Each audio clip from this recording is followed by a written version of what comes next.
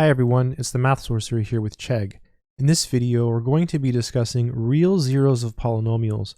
Our example will be to find all zeros of f of x equals x to the fourth plus 4x cubed minus 22x squared minus 4x plus 21. Let's go ahead and go through this very carefully. Solution. The first step in these problems is to use what's called the rational zeros theorem. So you basically look at the factors of the constant term. So factors of 21. And you divide all of those factors by the factors of the leading coefficient. In this case, it's 1. It's the number in front of x to the fourth. So factors of 1. So the factors of 21 are plus or minus 1, plus or minus 3, plus or minus 7, and plus or minus 21. Really important to put the plus or minus. And then the factors of 1 are just plus or minus 1. So you just do 1 over 1, you just get 1, so you get plus or minus 1. 3 over 1 is 3, so plus or minus 3. Then plus or minus 7, plus or minus 21. These are the possible rational zeros. So step 1, you find all your possible rational zeros. Now you just start checking zeros, and it's always a good idea to start with the simple ones. So let's start by checking 1. I'm going to write check 1. So you could just plug in the 1 into your function and see if you get 0. However, that's not going to help you proceed in the problem. So in order to check 1, what we're going to use is use synthetic division. I'm going to switch colors here. I'll go to blue.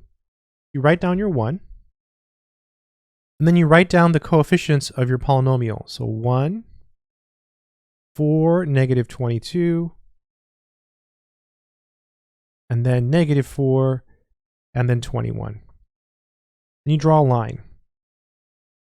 Then you start the division process, the synthetic division process, by taking this first number and bringing it down. So you just bring it down, so 1. Then you multiply. 1 times 1 is 1. Then you add 4 plus 1 is 5. 5 times 1 is 5. Then you add negative 22 plus 5 is negative 17. Negative 17 times 1 is negative 17. Add, you get negative 21. Multiply again, negative 21 times 1 is negative 21. Add, you get 0. And then we can rejoice, because whenever you get 0, it's really good.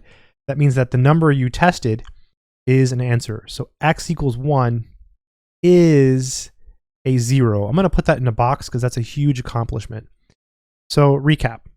Start with the rational zeros theorem. Look at the factors of the constant term over the factors of the leading coefficient.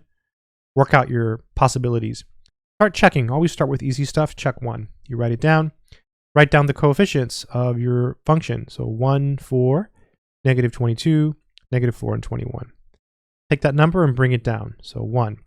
So 1 times 1 is 1. 4 plus 1 is 5. 5 times 1 is 5. Negative 22 plus 5 is negative 17. Negative 17 times 1 is negative 17. Negative 4 plus negative 17 is negative 21. Negative 21 times 1 is negative 21. Then you add 21 and negative 21 and you get 0.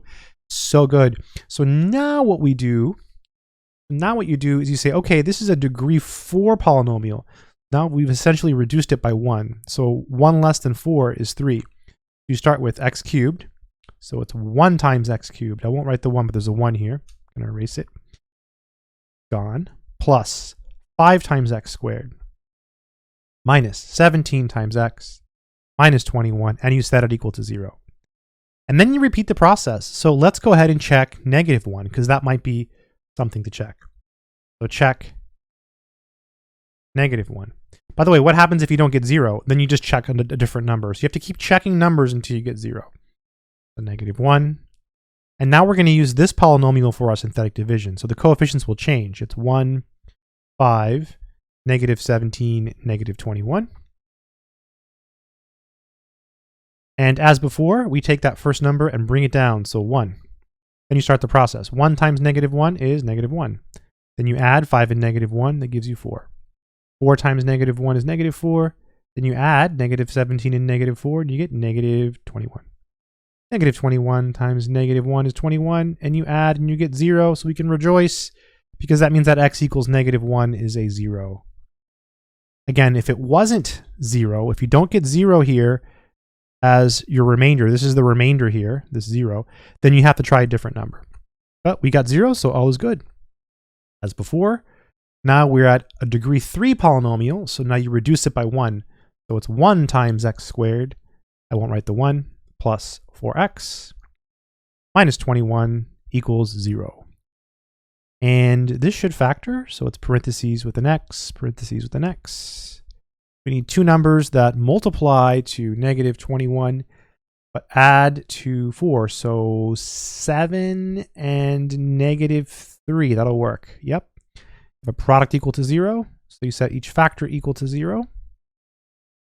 You get x minus 3 is 0, x plus 7 is 0. So we add 3, we get 3.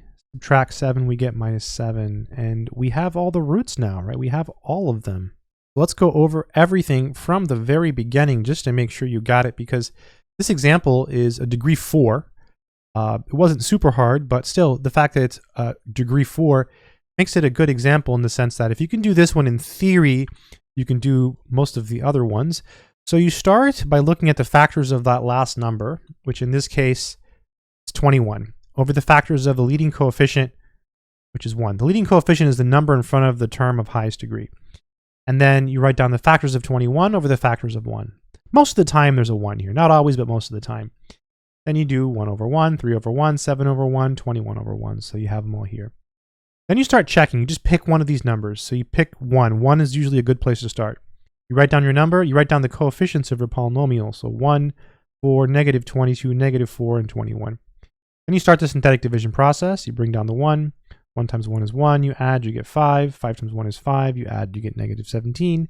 Negative 17 times 1 is negative 17, you add, you get negative 21. And then finally, negative 21 times 1 is negative 21. You add and you get 0, which is very, very, very, very good. So if you don't get 0, you have to pick another number. And you just keep picking numbers and trying until it works. And then once you have that, you basically reduce your degree by 1. This was a degree 4, also called quartic, by the way. Now it becomes degree 3, which is cubic.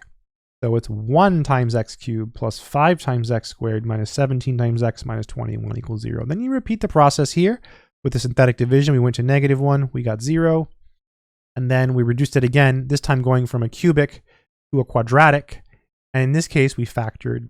If you get to this step and you can't factor, you can always use the quadratic formula. Let me go ahead and write all the answers down together. So we had a couple answers here. We had 1, negative 1.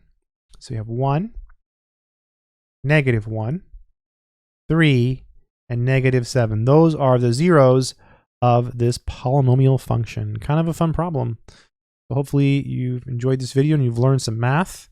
This stuff is really useful, by the way. It's studied in higher level math too. This rational zeros theorem is kind of a big deal.